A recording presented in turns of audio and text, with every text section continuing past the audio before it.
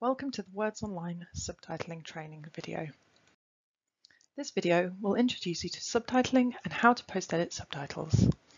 These jobs will come from clients involved in distributing film and TV series and will entail post-editing the subtitles for videos such as films, documentaries and TV series. Your role is to ensure that the audio is clearly rendered in the subtitles. The client's aim through this is to broaden who can understand the videos by adding subtitles in additional languages. You will be working as a post editor, which means you will be assessing and making changes to a machine-generated target text. There are three main types of machine translation: rules-based, statistical, and neural. They each have their strengths and weaknesses.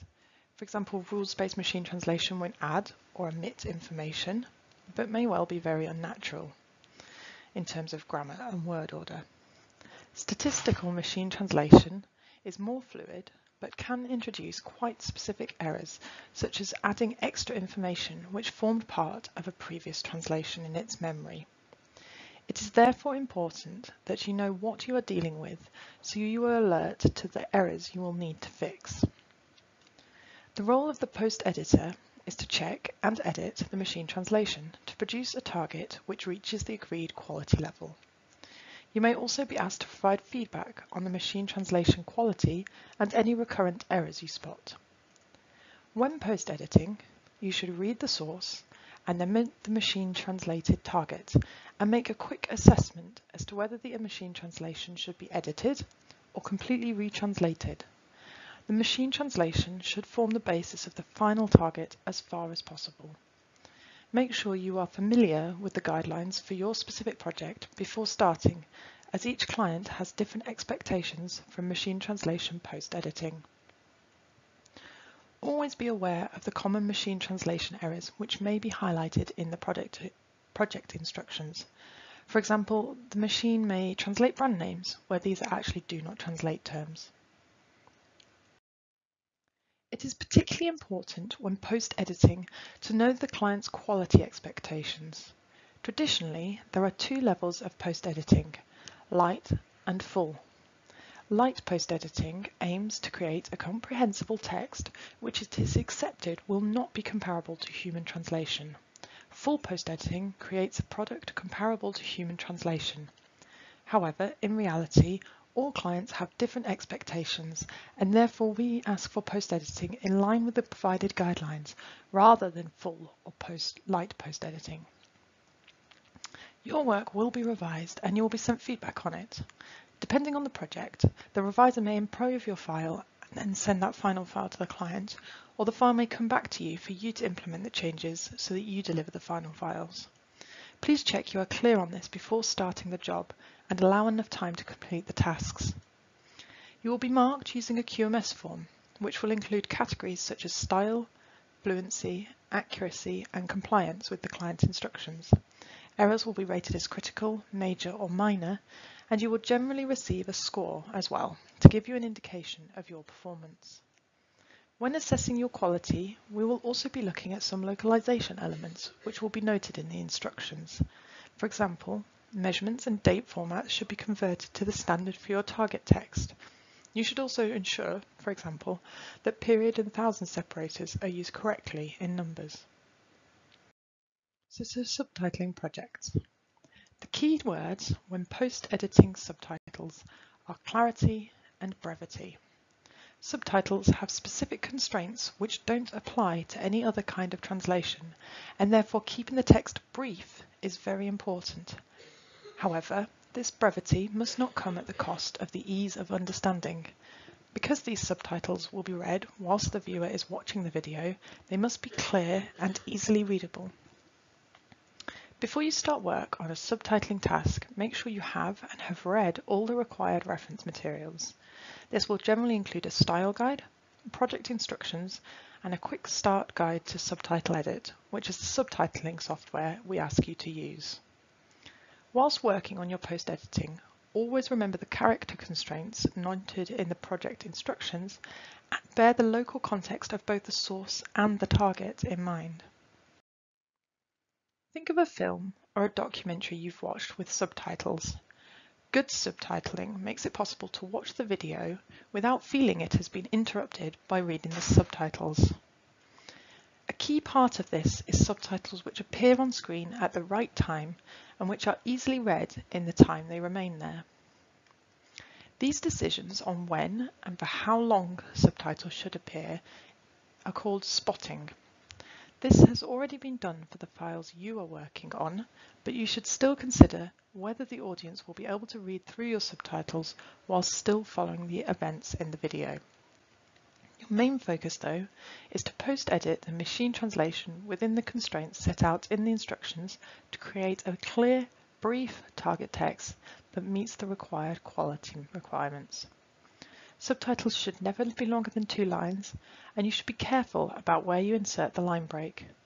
There are also character constraints. Usually each line is limited to between 30 and 35 characters. The exact number will be specified in the project instructions.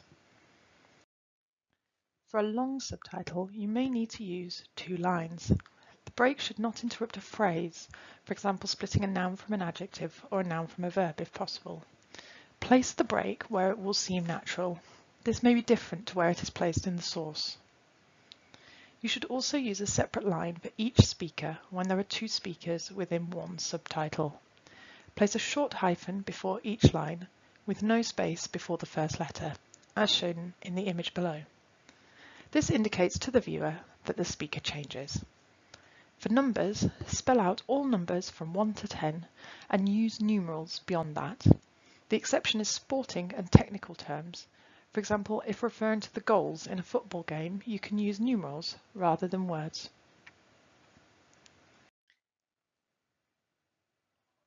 As a general rule, please do not use bold, underline, or block caps when editing subtitles. Always check the style guide for your specific task before starting work though, as it may have different requirements and these always take precedence over this training video. If you need to indicate heavy emphasis, use italics. Italics should also be used for audio which does not come directly from an on-screen character, for example reading a poem or book, in a dialogue such as thinking or daydreaming, as well as background audio or off-screen dialogue. For example, when the character is speaking to someone on the phone and we can hear both sides of the conversation, even if we can only see one person. The subtitling text must be natural and flowing so that it doesn't interrupt watching the video. It must therefore follow all the punctuation, grammar and spelling rules of the target language.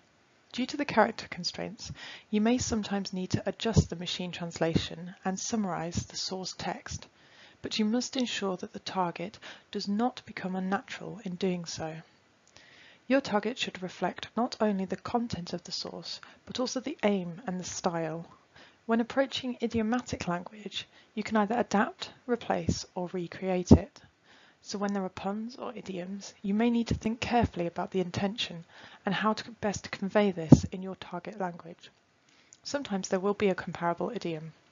Sometimes you may just need to explain in a more straightforward manner. You should also be aware of the tone and register. Videos tend to be informal, so for example, you may use mum rather than mother. Bear this in mind as well when summarising. More colloquial speech tends to be shorter, but check it is still appropriate for your context before using it. As well as subtitles which capture the spoken audio in the video, you may also be asked to include captions which indicate sound effects. Sound effect here refers to sounds other than dialogue or music. This is important for viewers who are deaf or hard of hearing. For example, if they can't hear a fire alarm and the captions do not indicate this, it will be difficult for them to follow the action. These captions should already be indicated in your source file, but here is a brief explanation so you can understand their use. These captions should be placed in hard brackets to differentiate them from dialogue.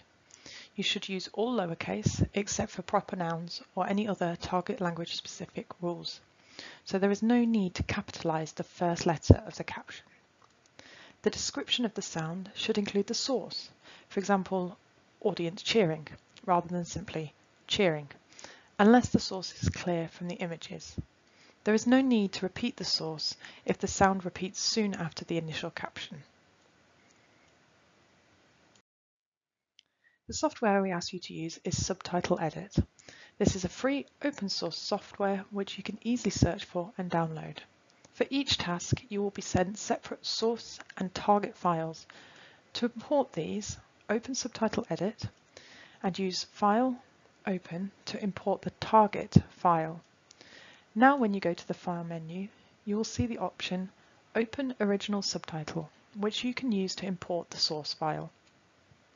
You can now edit the machine-translated subtitles. By default, the target is on the left with the source on the right. Please do not edit the source. There are a few features to help you check the length of your subtitles. At the bottom left corner of the target box, you can see the single line length indicator. This will be in red if you go over the stated character limits.